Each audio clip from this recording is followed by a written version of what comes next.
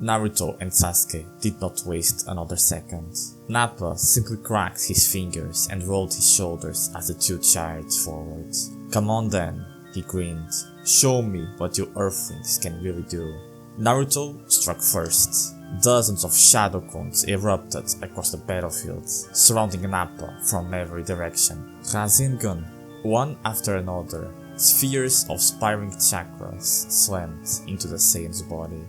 The earth cracked beneath each impact, explosions of wind carving trenches throughout the landscape, as clone after clone attacked without pause.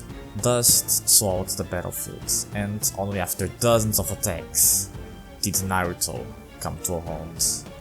"Did we get him?" one of the clones asked. The smoke slowly parted, and Nappa stood exactly where he had been. His armor now bore a few black scorch marks, nothing more. "That's it?" he asked, frowning. Before Naruto could react, the Saiyan disappeared. A crushing backhand launched Naruto across the battlefield like a missile. He tore through several cliffs before barely catching himself against the side of a mountain. Sasuke was next. Lightning exploded around his blades as he flashed forward, each slash aimed with deadly precision at the neck, ribs, and finally the heart. Nappa, however, ran away from every single strike. Then he caught Sasuke's wrist, and finally he squeezed. The sound of cracking bones echoed across the battlefield as Sasuke's wrist was broken in several places. Sasuke grimaced, forcing a burst of Chidori through his hand, stunning Nappa just long enough to wrench himself free, flipping backwards. The warrior simply laughed. "You two really think this is a fight?" He cracked his neck. "You haven't even made me sweat." A massive explosion of chakra roared from the distance. Naruto transformed. Kurama's chakra surged around him in a colossal golden avatar, towering over the battlefield like a living god of war. At nearly the same moment, Sasuke's perfect Susanoo rose around him. Its armored form crackled with darkness and lightning. This time, they attacked together. Sasuke's Susanoo drew its massive blade, while Naruto's Kurama avatar compressed an enormous tailed beast bomb. Now, Naruto screamed. The sword cleaved downwards, and the bomb followed a heartbeat layer. The two attacks collided with Nappa simultaneously, who didn't even try to dodge it. The explosion swallowed the horizon. Mountains disappeared beneath a storm of fire and chakra. For several long seconds, there was nothing. Then, as the smoke began to subside, a figure emerged. Nappa. His armor had been torn open. Blood trickled from a deep cut across his shoulder, before slowly running down his chest. The grin he once had by now vanished. He touched the blood with 2 fingers, looked at it, studied for a moment, and then he settled his gaze back up. "So," his voice was almost calm. "You're not completely useless," he said. For the first time since the battle began, Nappa looked genuinely serious. But before the battle could continue, the ground beneath them began to tremble. A hand burst from the rubble, then another. Stone exploded outward as Madara Uchiha rose from destruction, his body torn apart, broken, and yet still alive. Skin knit back together at impossible speed, bones reformed. His body rebuilt itself through terrifying regeneration, until he once again stood at the center of the battlefield. His face was twisted with fury.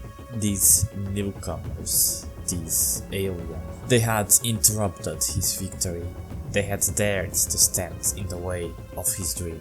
Then, a third eye opened across his forehead, the Rinne-Sharingan. Its crimson pattern pulsed like a living curse as Madara's chakra erupted to a whole new level. The air itself bent around him, the dream of this world. Madara's voice echoed across the battlefield. "Is mine." Madara vanished. The invisible Limbo clones struck first. Heavy blows crashed into Nappa from every direction, each impact forcing him back another step, before he could even identify where the attacks were coming from. Truth-seeking orbs curved around his blind spots. A massive Shinra Tensei exploded outward, hurling thousands of tons of rubble into the Saiyan all at once.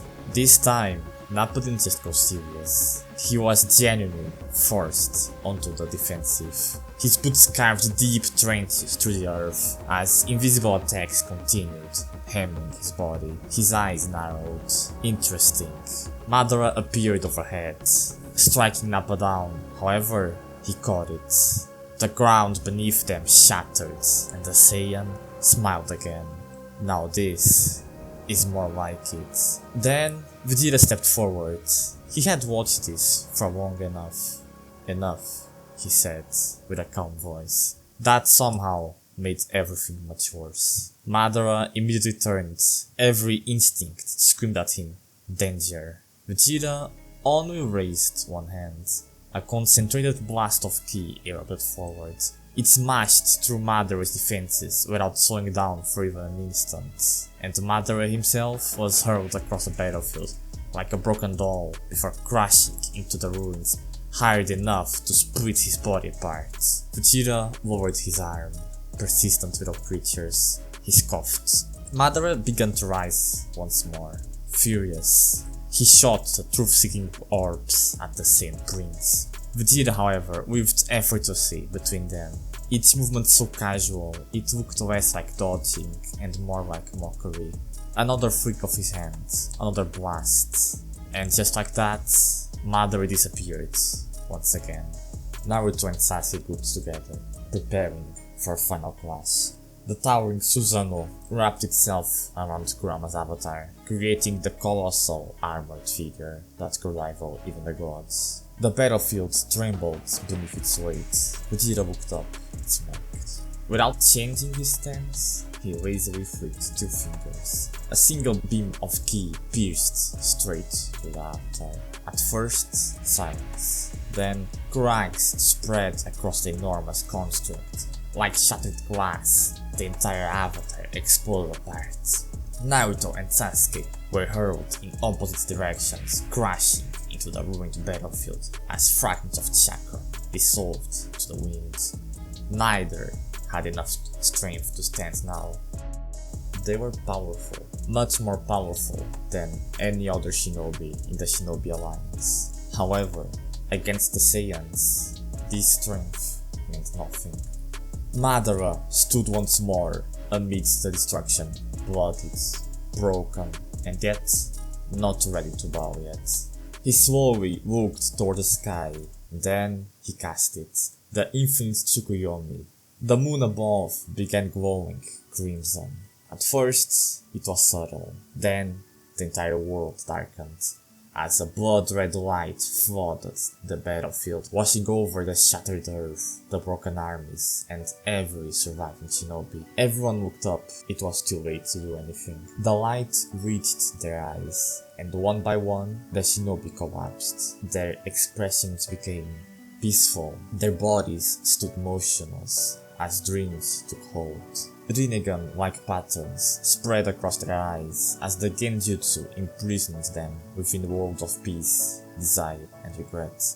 Beneath them, the roots of the God Tree burst from the earth, twisting to the battlefield and binding those who could no longer resist. Sasuke used his Susanoo just in time, blocking the light like in the original story, protecting him and Naruto. However, everyone else was gone by now. And then, the crimson light reached Vegeta. He scoffed. What is that? Another cheap trick? Nothing happened. He began to laugh, but then his vision blurred. The battlefield vanished. He blinked. Frieza was kneeling before him. Entire galaxies stretched beneath a throne worthy of the Prince of All Saiyans. Every warrior in existence bowed before him. Every single one. Even the Saiyan he would yet know on Earth lowered his head. His empire, his birthright, everything was finally restored. Vegeta's breathing slowed. Impossible. He clenched his fists. The vision refused to disappear. His gaze drifted toward Nappa, already standing motionless beneath the crimson moon, already lost inside his own perfect dream. "You idiot!" The words escaped as little more than a whisper. He fought the illusion one final time. Then, his eyes lost focus, his body went still, and Madara now could smile. The Infinite Tsukuyomi had conquered the world, and even the Prince of All Saiyans had surrendered to a dream built from his own deepest desire.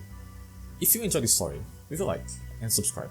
It really helps the channel grow. And if you want to see how the Saiyans will deal with the Infinite Tsukuyomi, stay tuned for the next parts.